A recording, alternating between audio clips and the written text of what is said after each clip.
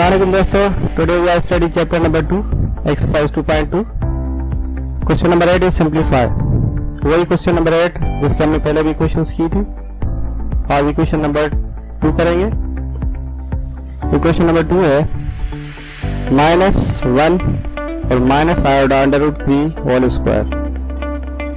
अब हम इसको सिंप्लीफाई करेंगे। सॉल्यूशन क्या है? हम इसका -1 अगर कॉमन लें तो इस तरह लिख सकते हैं -1 bracket 1 plus i/√3 whole square. Next step क्या है?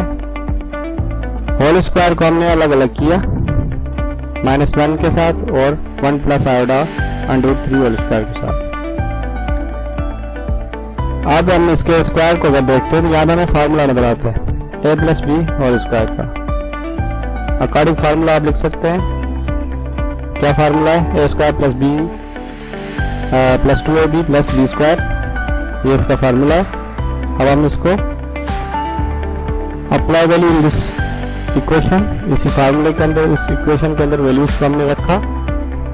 क्या थे? a square plus 2ab plus B square. अब हम इसको सिंप्लीफाई करेंगे। क्या था? -1 का स्क्वायर 1 ही आएगा, 1 का 1 ही आएगा, प्लस 2 1 और ये सेम ही हमने रखे। और यहाँ पे क्या है, दोनों को अलग किया, i/√3 को। मतलब यहाँ पे ये मल्टीप्लाई हो रहा है आपस में। ये क्या होगा?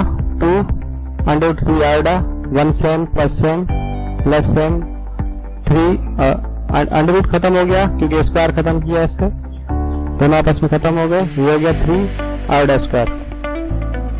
अब यहाँ पे मजीद सिंप्लीफाई करेंगे। किस तरह? i² है तो -1 हम डाल सकते हैं यहाँ पे।